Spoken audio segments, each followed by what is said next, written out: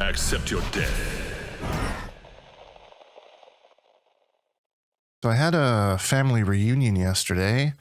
It was my Nana's 96th birthday, so I had all my cousins and everything out, and we were out in the sun, and kind of have a little ongoing thing with one of my coworkers where we see who can get the better tan during the summertime. Call it our bronze off, the old bronze off.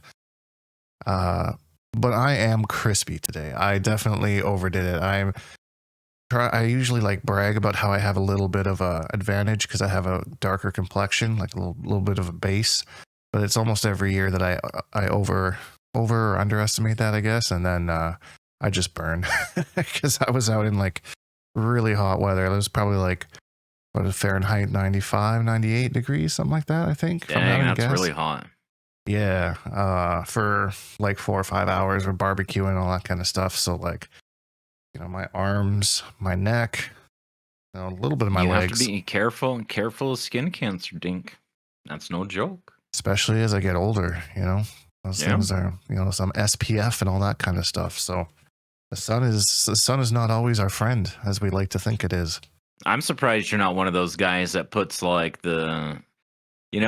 go to the pool or the water park, and there's always the guy that he's wearing the block on his nose and cheeks and stuff that's completely opaque, with sunglasses and stuff. It's half clown, half lifeguard or something. That's how you see me. You strike me as, one of that those kind of guys. protection.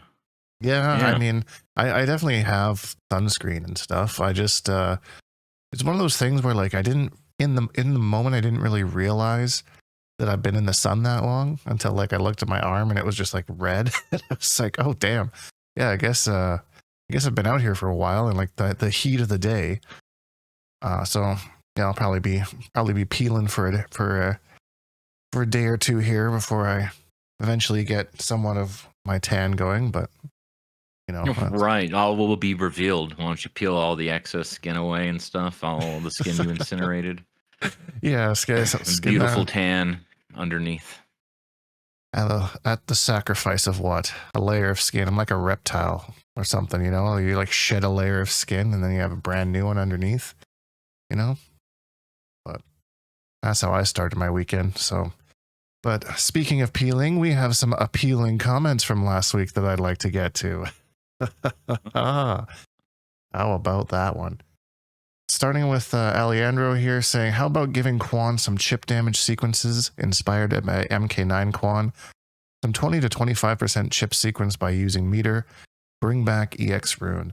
I kind of had a thought about this a little while ago, and I kind of forgot about it until I read this comment, but I thought that it would be interesting if, say, one of Quan's portals, or maybe Quan had a new portal that, disabled the flawless block kind of idea, so that, when he's zoning, you couldn't flawless block his projectiles. You'd have to eat all that chip damage. I don't really know what that would look like, whether that's something that I feel like giving that to armor portal would be too gross if he got you in a corner or something, but maybe an extra portal just for zoning or something, or having the purple portal when Quan's standing in it disable, that kind of a thing. That was interesting. Because that's one of the main things with Quan, especially now that people are just so used to flawless blocking the projectiles. It's it just makes it harder for him to zone, which seems like that's what he wants to do. And if you finally get your opponent where you want them and they're just kind of flawless blocking your projectiles all day, having something like that in addition to the damage over time with the Bone Dome, that could be kind of cool. I feel like that wouldn't really break Quan too much. It'd put him in certain scenarios. I think maybe adding that to the purple portal, purple portal projectiles can't be flawless blocked or something like that. I don't know how you would balance it, but it's kind of an idea I had, because I don't think giving him 20% unblockable moves in 2025 is the way to go, like they did in MK9. But it was kind of a thought that I had. You think that would be game breaking, Hater?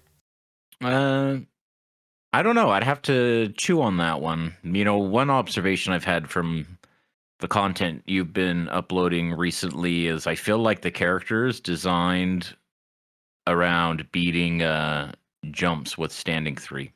Just so much mileage out of that, right? But really relies on the opponent to be that reckless or panic when they're in the Bone Dome or whatever.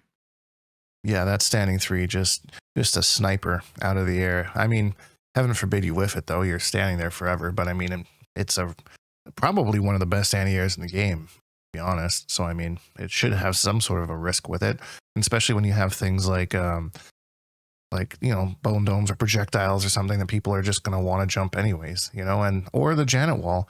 I was discovering that when I was going through a bunch of Janet Cage stuff, is you can literally just hop right over her.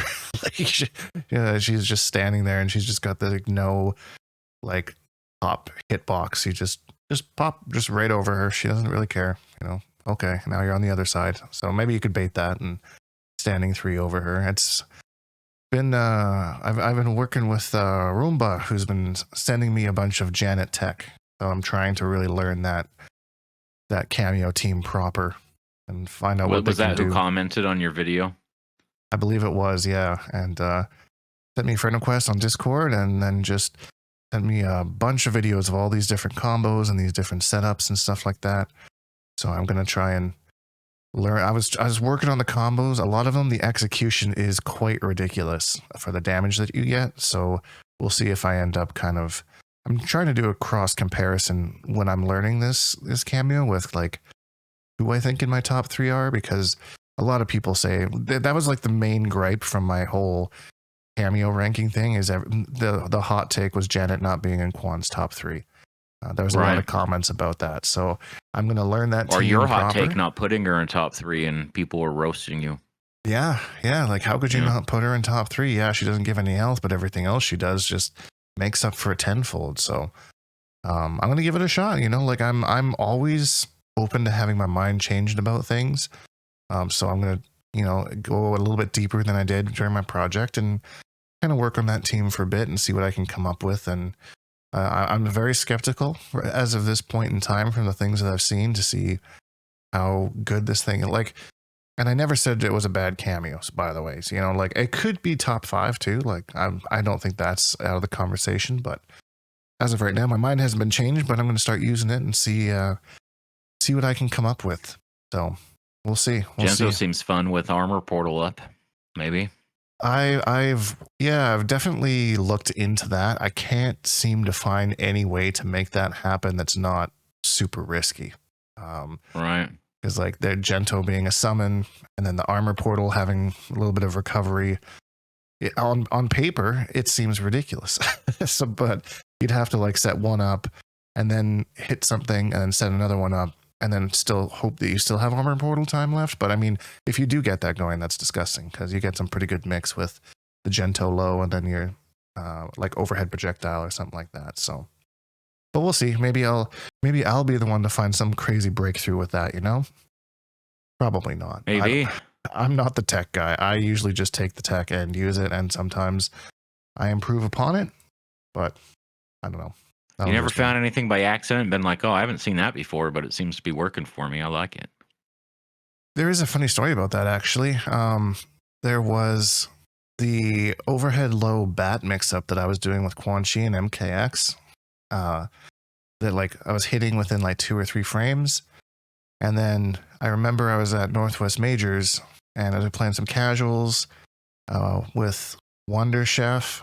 And he's like, what are you doing there? And I'm like, oh, well, you can send the bat low and then do the back 2 to create a crazy hard to blockable. And this is probably week 1 of the game coming out. So I'm sure I wasn't the first person to find it, but I was like, huh, all right, that's interesting. And Wonder Chef was like, okay.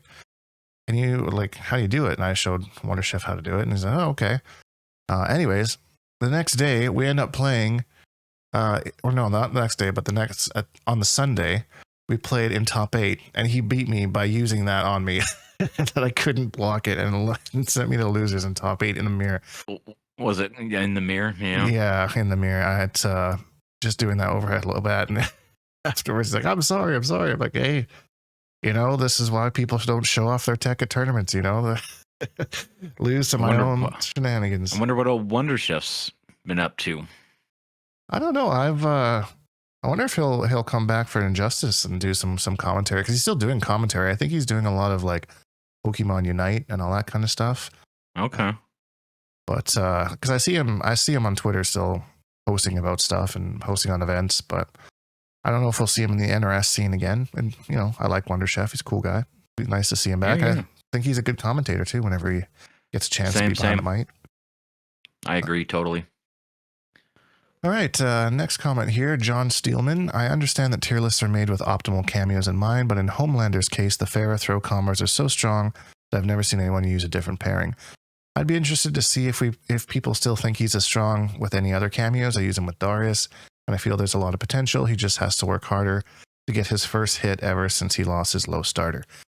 And this is an interesting kind of comment because there are definitely some pairings in this game that like feel like they were made for each other, you know, and them coming out at the same time, like Homelander and Pharah, like very similar, and then Pharah like taking advantage of like airborne stuff. It just feels like these two are kind of meshed together to be like one entity kind of a thing, and that's maybe why we've seen just that pairing. And it's not just them, obviously we've seen other pairings like that. Quan Serena has been one since kind of once she was released that they just meshed really well, and Ashra Serena, and I think Ashra Chameleon is another one we see. But there's lots of pairings that just feel like that people just found like that's the best synergy with them, right? So they just use it, I guess, would make sense.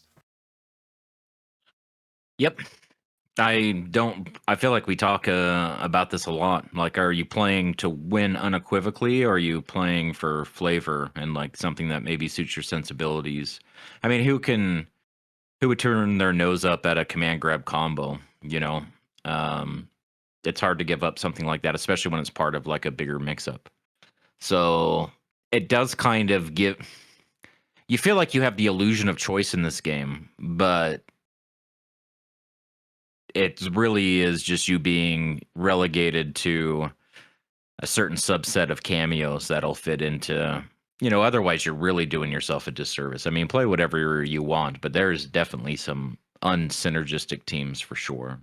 Yeah, and I think there's some cameos that are just like a lot deeper. Like John mentioned playing Darius. Like I think Darius has a lot of depth and creativity to him, but why would you spend the time with that when you can just full screen command grab combo go burr kind of a thing, you know, and profit from that? So, I mean, which is a shame, but I mean, I definitely encourage the people to be creative and go that route, you know, say, just maybe play around with things. Maybe you find the next broken thing, like I was just mentioning, you know, with on Janet. Right. And if you want to make top 8s and you're doing all these online brackets and stuff, and you know, that's fine. I don't think there's anything like wrong with that. But there's so many people that don't play that way. And like when you play online or play against your friends, you see like a way wider variety of teams. I don't feel like I play any particularly high synergy teams.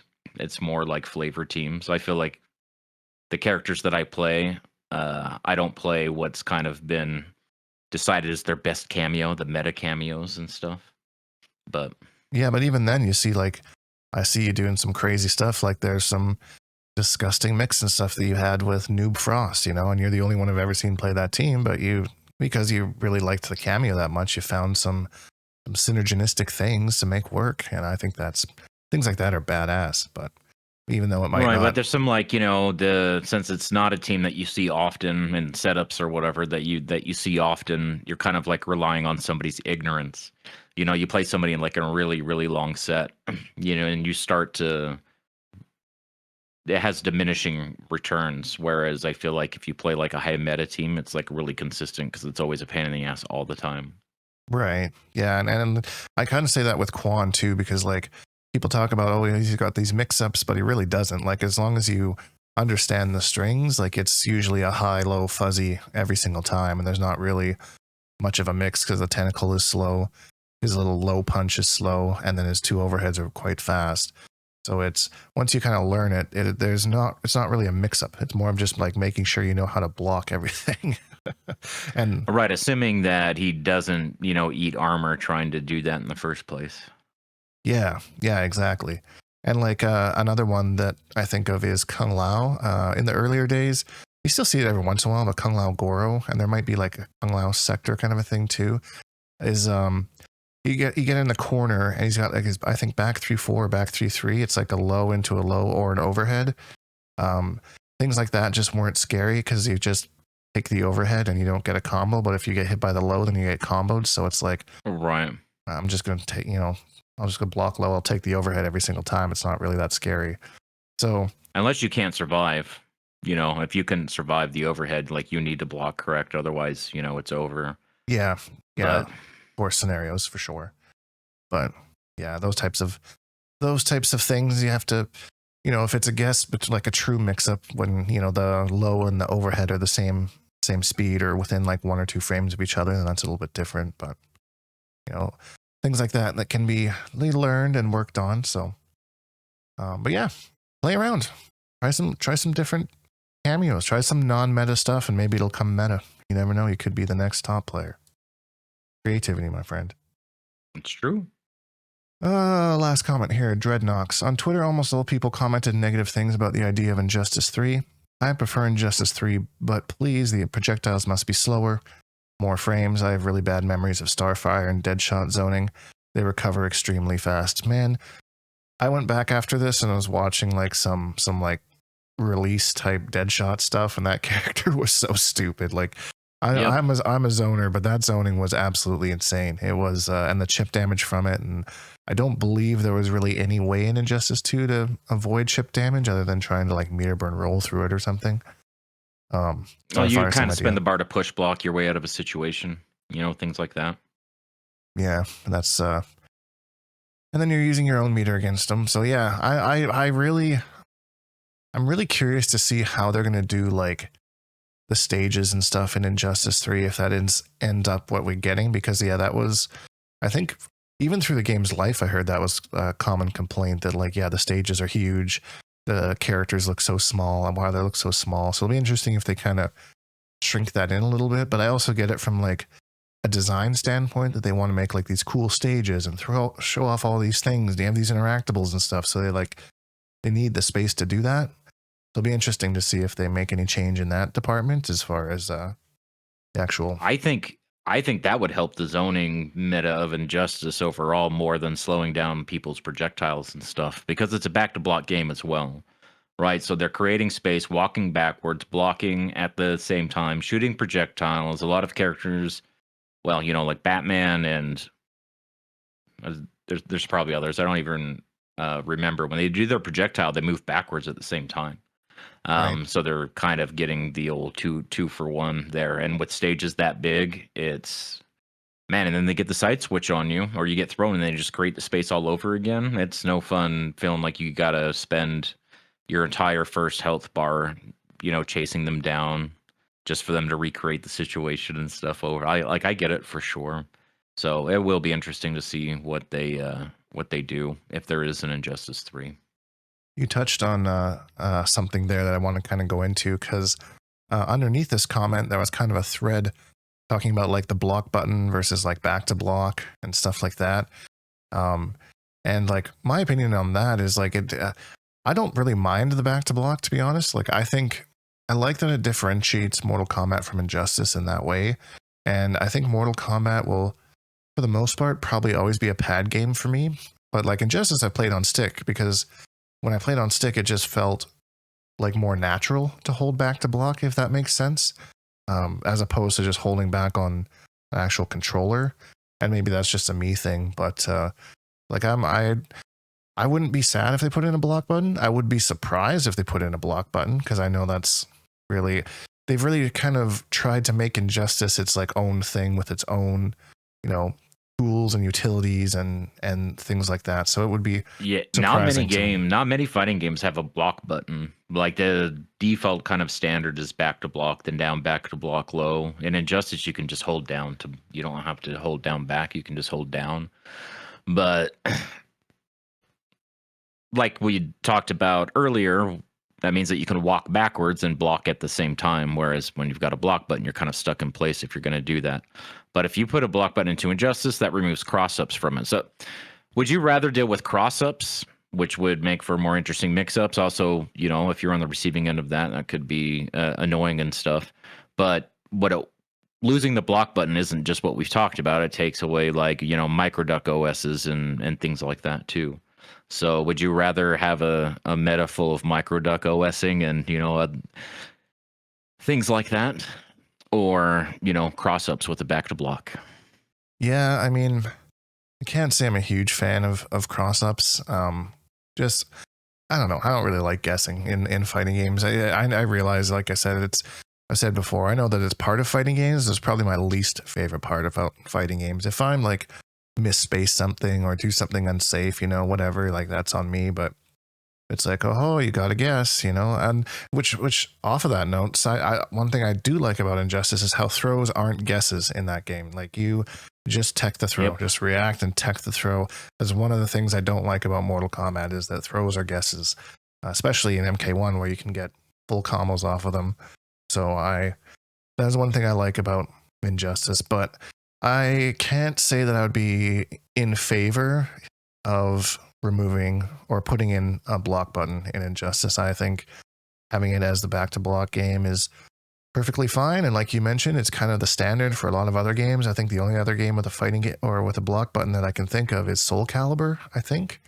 I don't think Virtua Fighter has one, but so I think it's natural to want a block button if what you've played is MK and that's what you know. Like when I first started playing Injustice, I was like, man, I wish there was a setting like where I could just turn it on if I wanted to, not realizing the impact that would have, in the greater scheme of things, because I didn't have the experience or knowledge or anything like that. But I definitely remember having that frame of mind. But I came around on back to block. I actually prefer it. It's just because it's how if you play a lot of, fighting games, it's, just something really core and fundamental. Yeah, that can just carry over to multiple things. You were saying to me you had a hard time just blocking when you were messing around with Injustice a little bit earlier, right? Yeah, so I was for whatever reasons the MK1 servers weren't working on one of my live streams earlier this week, so I just threw on Injustice and I was messing around in practice mode and trying to learn Dr. Fate and messing around with some combos. And I'm like, I'm gonna do a ranked match. I think it was Slug Play in the chat. I was like, I don't think that's a very good idea. I was like, what's the worst that could happen? And first opponent and I knew going in I was either going to get someone who was like super cracked or someone who was an absolute noob, and I was kind of like betting on the better part, that I get someone didn't know what they're doing, but I didn't. I got a Catwoman that absolutely destroyed me, and I was just having a hard time like blocking things, like because learning that on leverless, I'm just not. It's like having a back to block and a block button at the same time in my mind is kind of how I was thinking about it, and I just had a hard time like understanding how to block and which way to block. I did take a health bar, so like I was pretty proud of that. And then towards the end of it, I kind of was figuring things out. But yeah, no, that just going from practice mode and into an actual match and like trying to figure out just how to block correctly was a learning experience. And I think I'll have to do a set with somebody probably in the Discord or whatnot to really get that in. But yeah, no, that ranked match was a bad idea. You kind of have to rewire your brain a little bit. And I definitely, the last two Mortal Kombat games have had dash cancels, right? And I feel like that's more so than remembering that I don't have to hit a button to block, which is just my meter burn button. It's the same button, right? In Injustice. Right. So hitting a button that does nothing. But man, I just find myself dashing in the middle of combos instead of like walking like you need to for some combos and stuff. That was the biggest kind of hurdle. The biggest rewire for my brain was trying to keep in the front of my mind that dashes are committal. No dash canceling.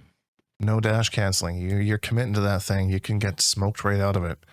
Yeah, just little movement things like that. I haven't even got to those types of things yet, so we'll see how my brain handles that. Off of that, I did want to kind of go over their CEO happening, I think this weekend or next weekend. Sorry, next weekend. Next weekend, the 13th, I think. Yeah, and they released the pools from it, and it's actually looks pretty stacked. Actually, one name that I was surprised to see in there that I thought I wouldn't be seeing much of was King Gambler. King Gambler seems to be still on the pro circuit. I know at one point he mentioned that he was kind of taking his name out of the hat. He had other things that he's doing, and whether circumstances change or whatnot, it's good to see. I think he him. went to the Fire Academy and he graduated and stuff, and I think that he's just playing through the rest of the season, and then it's time to kind of move on. Right. Maybe. Yeah, that could be the case. He's got he's got a pretty decent bracket with Ninja Killa and El Kukui and Diddle, among other names. I'm just looking at the first pool here. So I always root for Gambler. He's a good guy. I've known him for a long time. So it'll be interesting to see how he does. Water Dragons Water, another one. I'll see if he shows up to this event. I know he was saying that it was hard for him to he was kind of burnt out on traveling. So Dialogue. It's a long ways to go. Got an ocean to cross. Yeah, like anyone that's jump in the pond, as they say. Like, I'm always scared of them. Like they're ready to go if they're making that trek. Let me tell you, my goodness. Or completely jet lagged and forced to do their pools because they had delayed flights and stuff like that. And they get there a half hour before their pool starts, or after they've already been DQ'd down to losers in their first games and losers, and they're all jet lagged and stressed out from. Oh boy. I couldn't imagine like traveling that far and then missing my pool. That would be just heartbreaking. My God. Broseph is one that I'm going to be watching. Always rooting for my boy Broseph doing big things with Quan Chi. And then we have Brown Boy in Pool A4. His first match is against WV Midnight. A long time Bonehawk. Been trying to prep him for CEO. So, I always hate to see the homies have to go at it first, but Who does he play? Ashra Serena, I think. Okay. I might be misremembering the cameo, but went over some good things that actually you taught me about Ashra that one day. Remember that one day where I just randomly was like, maybe I'm an Ashra player, and you were just showing me all like the crazy not cancels, but the projectile stuff and whatnot, that kind of thing. So I was able to share the knowledge. But she's got that cancel advantage. She does have that cancel advantage, and gotta use that. And then the plus frames off the projectile too. So, but Brown Boy going in with Cyrax. So really, not Gearus? Said he was going with Cyrax. I saw him talking to Koala earlier today, and said I think going Cyrax. Not sure. I know that I think he plays a little bit of Madame Bo, and then I don't think he likes using Serena, but he can, if I remember correctly. Could be misremembering that, but either way, the winner of that goes right into Han Rashid, and that's going to be a tough matchup because he's killing it. It's been interesting watching him come up. He's top 8 contender for sure. I would not be surprised at all if he ends up in top 8. Yeah, he's playing a couple different characters too, I believe. I think he has a Homelander, and I think Havoc is who he's been mainly using, but I've seen him switch off a couple times. So I have as well. Maybe even T1000. Did he play that? I think recently. I think he did play T1000 in top 8 at the last event that he was at. So this is kind of a stacked pool too. Like you got Bean Cell, you got Killer Shinnok, you got Triclops, Burrito Voorhees. So mind you, we're kind of at the point of the game where like kind of everyone's kind of a killer. There's not too many people who are like, oh yeah, I'm gonna steamroll that kind of easily. You're still playing the game tournament level at this point. You're pretty good. Yeah, if you recognize somebody's name, then you're probably that's probably not for a good reason. Yeah, you should probably make sure that you're on your A game. So Gur's there as well. I don't think Gur has missed a single pro competition event. I think he's been to all of them, and I think even though he hasn't, I think was it the Brazil one? I think he had his best showing at. I think just the amount of times he's been to the events, he's probably in the finals by default by points. No, I think he's still working for points. I haven't seen a breakdown in a minute, but I think he's definitely going for the slow and steady wins the race sort of thing. A lot of people just, they want to get to grand finals in one, and take those points, and, that's good enough for them sort of thing, because that's a lot of points. I think is the top 3? Well, there's Rewind. God, that was Rewind's first pro comp stop, and shot up to like 3rd place or something in points, maybe top 5 in points. I wonder if I can find that chart.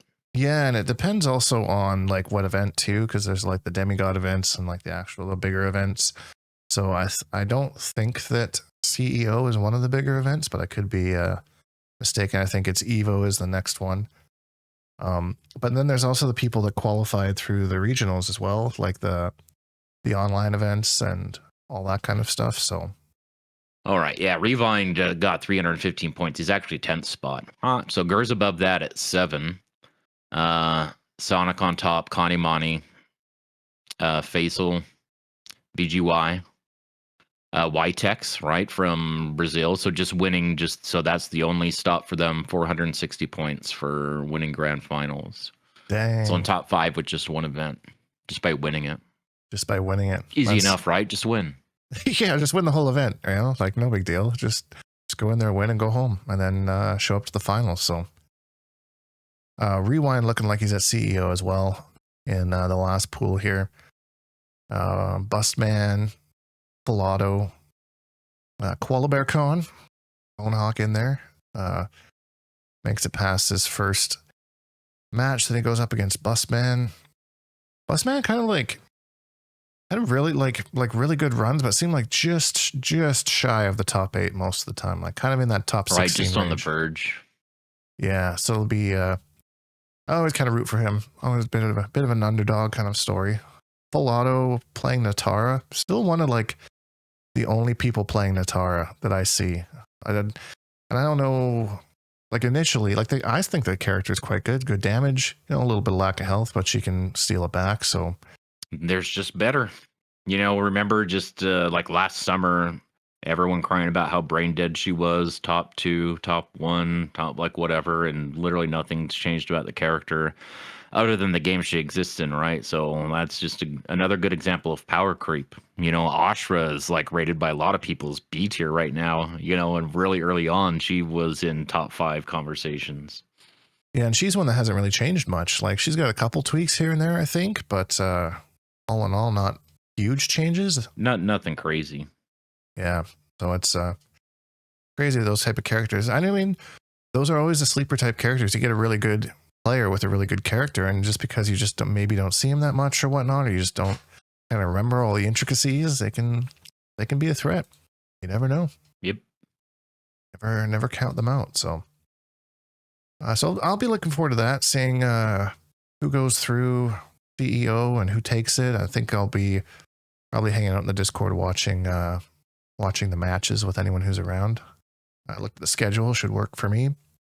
One other interesting thing that happened this week was the Mortal Kombat Legacy dropping, or announcement anyways, the announcement of it coming out. I didn't see a date on the trailer there, but I'm sure they'll announce that at some point. But MK 1 through 4, and then they did say that there were a couple surprises in there as well. So I'm not really sure what that means, if it means like more games, because they mentioned some console editions, like Game Boy Advance kind of a thing. I think there was Deadly Alliance, GBA Deadly Alliance. Yeah, which I never really had a Game Boy Advance, so I don't really know what that looks like. But it'll be interesting to play it for the first time, and interesting that they said online play with rollback netcode. So I'm assuming it's all the games will have the rollback netcode. I would imagine it would be weird to only have a couple of them, but never would have thought I'd be playing like the original Mortal Kombat online with a rollback netcode against people. So I don't think I'll be playing it. I'll buy it to like mess around and stuff, but I don't think I'm going to be looking for games at MK2 or anything like that. No, you don't want to take a journey down nostalgia lane or anything like that? Dude, the inputs are so different. A buddy of mine has, those like mini arcade cabinets you can get now that are actually pretty affordable, all things considered. And he's got the MK2, MK3 cab. And we looked up all the moves and stuff. There's so many weird kind of like Molina's projectiles, it's like a lot of double motions, like forward, or down, forward, down. I don't even remember. And it's so, dude, in my brain, ball roll is back, down, and a kick button, right? Probably 4. Right. And I don't think it's the same back then. It's just, and it's like old. It feels awkward. It's nostalgic and stuff, but it doesn't really do just for me personally. It doesn't really do it for me like it does for other people. But I'm happy that it's here. It's long overdue. Like, why aren't they trying to make money off of this? You know, Right. WB so far in debt. Like, that's probably part of the discussion driving this forward. But I wonder what stopped it from happening before now. Well, I remember them saying that they wanted to focus on Mortal Kombat and Batman and Harry Potter and stuff like that. So, like, this could be one of the ways that, like, yeah, we're going to go ahead with Injustice 3, but we want to have some sort of, like, a Mortal Kombat product in the background as well. So they're kind of throwing this out there, just kind of get a little bit of extra pull from it, I guess, or just to establish the franchise more. Not really sure about you, but I got, like, literal goosebumps when I saw, like, John Tobias and Ed Boon, like, both, like, heading up to the arcade thing together. That was like, yeah, they're both cool old moment. men now, right? Playing a Mortal Kombat cabinet. Keeps them getting a little misty-eyed. Yeah, it was super cool to see, especially with, you know, their relationship over the years and stuff, and see them coming back to, like, celebrate this. And I guess there's going to be a documentary that goes along with this. So I'm kind of, I don't know, a lot to look forward to. I kind of do agree with you on the fact that, like, you know, we have advanced past these being particularly fun games, especially to, like, compete online with again. Like, if I remember correctly, I think Kano Ball and MK1 is like a full circle or something like that, and then like a button or something. I don't remember.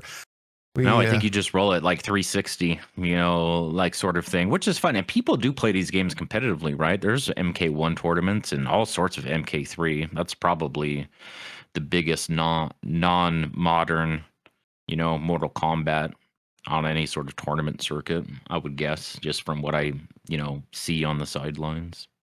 Yeah, like Ultimate Mortal Kombat 3. And if I remember, I don't know, I'm not super up to date on, like, the rules of those tournaments, but I think that because there are infinites in that game, but they're pretty difficult to pull off, that they kind of let them slide. They're just like, if you can perform it, then you can do it, kind of a thing. I could be wrong on that, but I thought I remember that being mentioned at some point in time, because I went through and I was learning the Striker Infinite. I guess he has one in, I think it's MK3. They might have removed an Ultimate MK3. My knowledge of that era is not great. But I remembered enough of it I think I used it when I was playing Jimmy Potato. We went back and played every Mortal Kombat game. That was a lot of fun, by the way, just to mash around in. And yeah, I think I remembered a little bit of that, something to do with the gun into the slide. But I don't know. I've never watched an Ultimate MK3 tournament, so I'm not the authority on that at all. But I would be over the moon if they added MK9 to that, though, and I would definitely play the shit out of that. MK9. Do you think that's one of the question marks? Because they said we're not going to reveal everything. MK is about secrets, right? So we'll keep a couple secrets. You know, when they listed all the games and there were some question marks in there, I wonder if MK9 is going to be in there. Imagine MK9 with netcode, with rollback netcode. So MK9 would be awesome. I'm kind of thinking that it might be in there. The only one that I would be more excited for is a Deception. And not necessarily even just for the fighting game gameplay, but there's also, like, chess combat and, like, they had the little, I forget what it's called, the Tetris kind of side game kind of a thing. And playing those online could be a lot of fun, just to kind of mess around with friends and that kind of a thing. Also, Armageddon had the motor combat, which got old pretty fast because they're like 4 maps and 4 characters. But I mean, it was a fun thing for a little while. So I'd like to see those games. I think that the fan base in general has just been, like, so loud about, like, you know, bringing back the 3D era games. It seemed like them bringing back, like, those 3D characters to MK1 was kind of them acknowledging that a little bit, like giving them a fresh coat of paint kind of idea. So I'd be surprised if we didn't see those in there in some aspect, but I don't know. Who knows? So the Thinny, I don't know how to pronounce his name right, but, you know, NRS kind of tweeter about things, also a data miner and stuff. And they retweeted something that Ed Boon had posted a few years ago. I think it was 2022. And they had, the Thinny was saying, like, oh, this is ground zero from when they started on this idea, right? When the idea started moving forward. And it was a tweet from Ed Boon talking about dusting off the MK cabinet or something like that. And I was just thinking, Does that align with when they took, like, that time frame when they took MK9 off of Steam? It's no longer available for purchase, not without a key that you can find somewhere else, right? But you can't just get it on the regular Steam store. So, and everyone was speculating it was the Freddy, or the Freddy Krueger thing, right? Oh, right. Yeah, him. But do you think they just took it down because it's going to be wrapped up in this?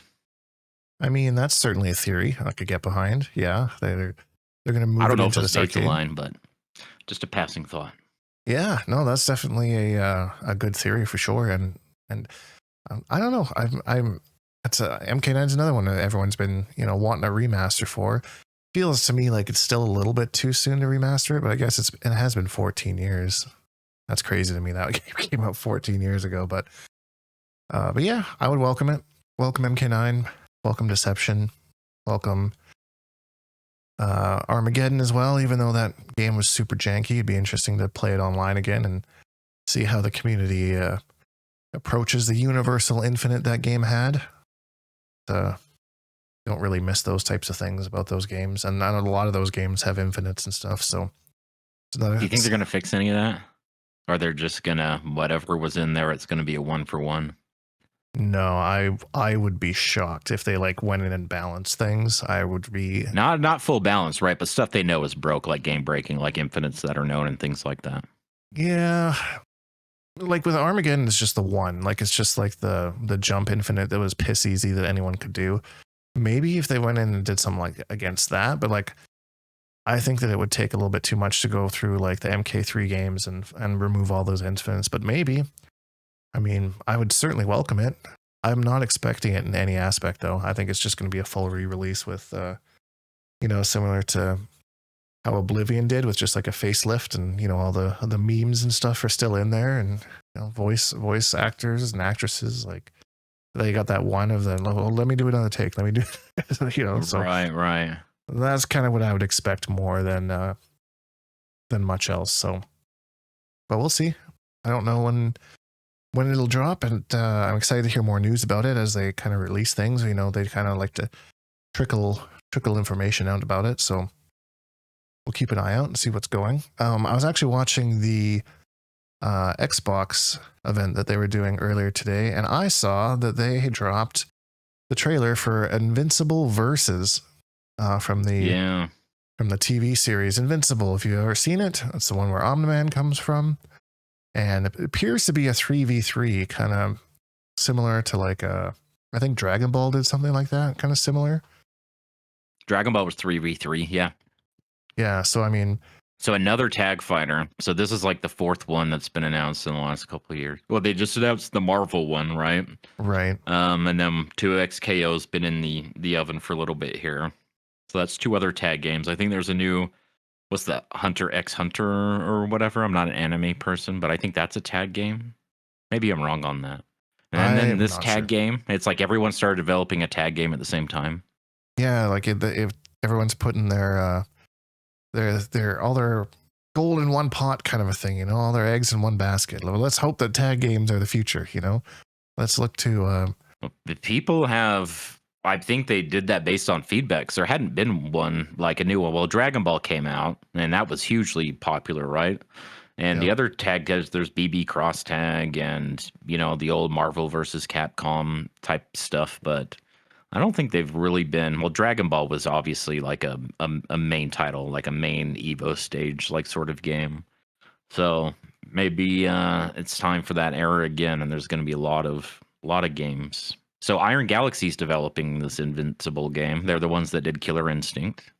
Yeah, I noticed that. So that should be kind of interesting. How 'cause I was worried when I saw it, and I was like, well, wait, who's developing this? Is a new fighting game for this IP, like who's making this? And then I saw Iron Galaxy, and I was like, okay, that's a reputable name. Killer Instinct was popular, it was a good game, and gameplay seemed to be pretty good. So it looks like it's just from the very short trailer, it looks like there's got some air combat shenanigans similar to the Dragon Ball, and most kind of tag fighters will have the crazy air combos and all that kind of stuff. So standard kind of thing. I don't know. Yeah, it's cool to see a game that's not Mortal Kombat with people's heads blown up and stuff. You know, like some of those enders, those ran enders, and like all their limbs blow up in their head and stuff.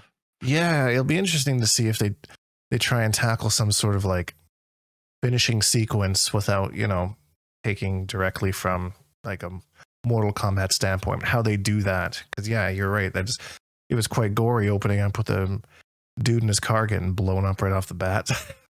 So you gotta set the tone.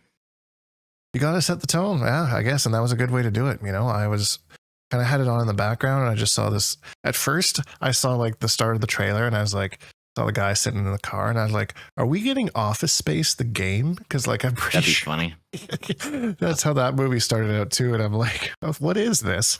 Like, that would be so random, but yeah, then he just gets blown up and it goes into it. But yeah, that was my first thought when I saw that. So Omni-Man's second fighting game, and it's his own IP. Yeah, his own world with all the characters, and I think it said it's coming out next year, 2026. I think it said. So I kind of have stopped watching. I watched the first like season and a half, I think, just like in anticipation of Omni-Man coming to MK, because I just wanted to kind of familiarize myself with the character a little bit, and yeah, I liked it. I just kind of other things happened and I just stopped watching it. So maybe I'll go back and revisit it before this game comes out. Familiarize myself with the characters. Yeah, I still haven't seen the second season. Yeah, I haven't finished it. I've seen a couple episodes through, I think, and then there was kind of a spin-off thing they did at one point too with Adam Eve, I think. I don't think I've seen that either, but that's in between seasons. That's good. That's when I first saw that, I was like, okay, I'm an Adam Eve main, and then it's like, oh, it's a tag game.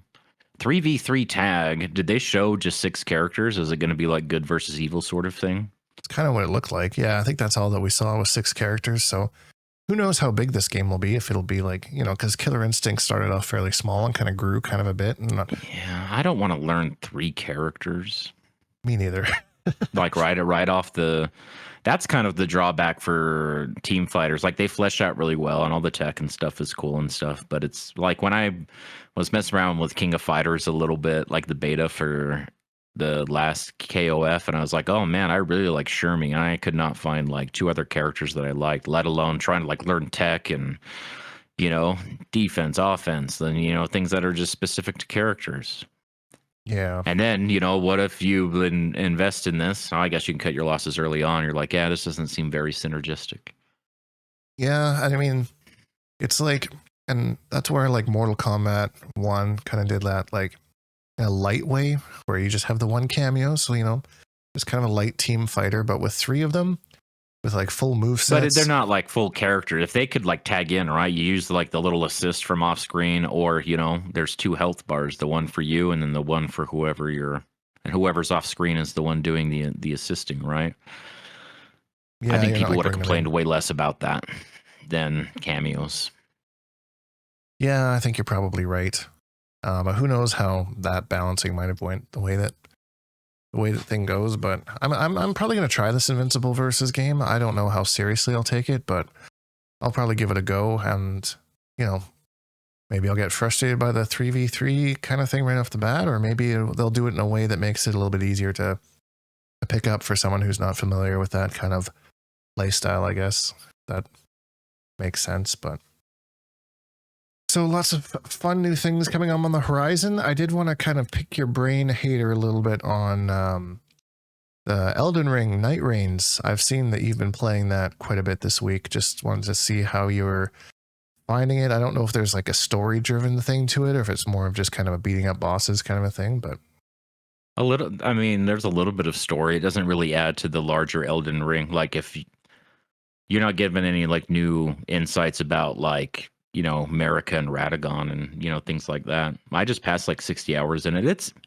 It's good. It's fun. It's got a fun gameplay loop, but it gets a little maybe a little bit monotonous, and there's some really obnoxious crashing on PC. And what I don't like about it, so do you know the premise, like the kind of like gameplay loop, like what happens in that game? Like you start a game and you go into a day, and then after a few minutes the night starts closing in on you like a circle, like it's a battle royale, like you're playing Warzone or right, or something, and then you have a few minutes inside the smaller circle to do what you need to do, and that's how you're getting your gear and leveling up and all of that stuff. And at the and then the night starts closing in again and pinpoints into one spot, and that's where you fight like, you know, a night lord, like a boss, and you beat them, and then you basically go through it all over again, and then do another boss at the end of night 2, and then you get to the big bad boss at the end of the thing.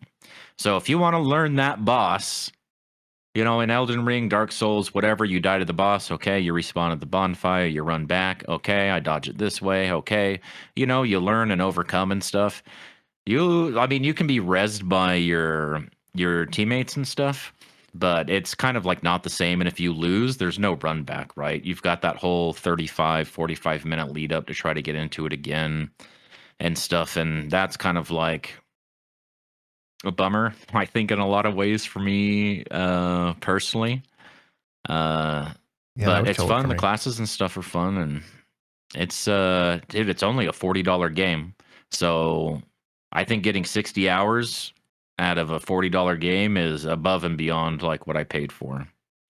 Yeah, you got to look at the value, right? How much entertainment time you got out of it? Because yeah, for me, like as soon as you kind of, wasn't really sure how it worked. I knew it had like some sort of a battle royale like shadow thing into it, but I didn't realize you had to go through 2 bosses to fight the big one. And then is it like levels after that? Like you beat the 3rd boss and then you go on to like a different level or area or something, or is it just like the No, the map just opens back up again. You know, the night recedes and the map is all exposed again, and then you finish what, you know. So a big part of it is prioritizing like your routing and stuff. Um to make the best use of your time before the map starts cutting itself off from you and stuff. And it's fun. Like, you know, I've played it a bunch, and like I said, the classes are fun. There's some cool archetypes. It's kind of like, you know, when you like say like a new kind of rule breaking fighting game character comes out and you're like, well, this is fun, but it's just going to make me learn bad habits. Like they can get away with stuff that you normally can't get away with. And so you right? might stick with like your more traditional character. There's a lot of stuff like that, like in there. Like there's, you know, unique dashes and movement and things like that are like really fun. It's a really cool, nice, fresh take on the whole format. But the next time I play Dark Souls or Elden Ring, I know that my brain is rewired in certain ways. I'm gonna have to relearn some things, you know, and get used to the rolling and, you know, not sprinting around and stuff. Right. Yeah, I get back to the trusty roll. That's one of my favorite things about like when I see like cons and stuff, and you always got like the Dark Souls cosplayer, and they're always rolling around like see him like rolling around like Bowser or something like that, just in circles. Oh, I love it so much. It always makes me laugh every single time. Oh, kind of like when we're in this in between time, in between games or whatever, we're still waiting on an announcement. A lot of people are expecting it to be at the Game Awards. I hope that we hear something before then, because that's in December and that's still quite some time out. But I can't remember what the time frame looked at from the end of MK11 to the announcement of MK1. I really wish I could remember how long of the time there is there, but I'd hope we at least get something, like just an announcement of what the next game is, you know, or some sort I mean, of a if we teaser. do get an announcement this winter, then that would fit like a timeline of their back to their regular like spring release schedule, like an April release or something maybe. And remember, MK11 they announced only like 3 months before it came out, instead of like what they had been doing, which is like a whole year in advance. Right. Um, you know, when they announced Injustice 2, that was a year before it came out. So everyone had that on their brain while they're being salty about MKX and stuff like that. I think that was bad for everyone's mental. And so I'm glad they waited for MK11, because then it's like, oh my gosh, just a couple weeks until the stress test, and then like another like month until they do the beta test, and then it's only like 2 months until the game comes out. That's so crazy that like happens so fast. I feel like they just announced it. I think that's way better pacing, in my opinion. Yeah, I mean, I'm when you put it that way, I guess I kind of agree with you. Because they had the reveal event in January, and then after that, then yeah, the stress test and the beta, and then the game launch. So it'll be they announce it in December at the Game Awards or whatever, and then then same thing, April release. Which I've always like, they've always kind of done that in April, and most games that like the bigger games that I see are like November releases, right? Because they want to hit it right before Christmas. Mortal Kombat's never really done that. So other than the September release of MK1, which was definitely not what they initially had planned, I think. So But yeah, we'll see. I do like it for it to go fast and like have more things and more characters announced. Like every week, here's a character announcement or that kind of a thing. So makes it just the time go by a little bit faster, I guess. But that slow time waiting for some sort of announcement when you know we know it's coming, but we just don't know when.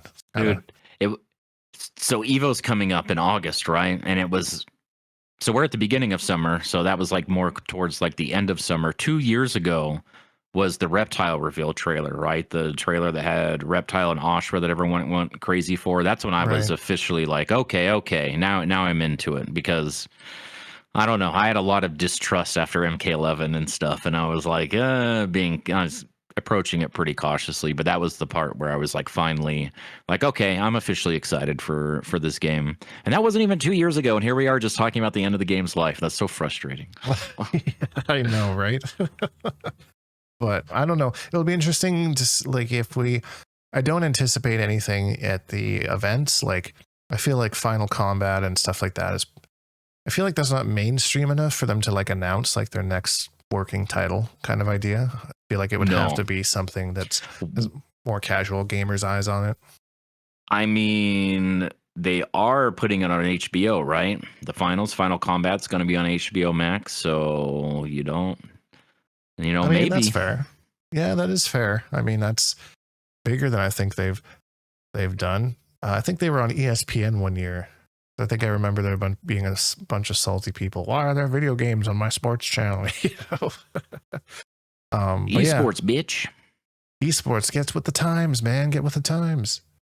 So yeah, HBO Max. Because I mean, that's pretty big. But I mean, are they going to have all the eyes on it that they want? That's why like things like the Game Awards make more sense, because people are usually watch the whole thing anyways, and then if their announcement's somewhere and they're like, oh hey, maybe I'll try that, like the Invincible versus that I saw, right. That kind of a thing. Well, Warner owns Max, HBO Max or whatever these days, so I'm sure it's just they have the platform, and maybe they'll get some new subscriptions because people want to watch it there live, or at least that's what they're banking on.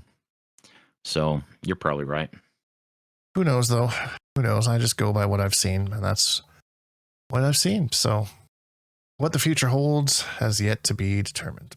But I'm excited for it, whatever it is. I really don't think it'll be another Mortal Kombat game, especially with the MK Legacy being announced. I think that's their MK for the time being, and we're going to get an Injustice, but we'll see. Anyways, that's this week's events wrapped up all nice for you. As always, if you enjoyed this video, please leave a like, because it really helps me out, and subscribe if you haven't. Make new videos almost every single day. Hashtag Bonehawks, all that stuff, and we'll see all you Bonehawks in the next video.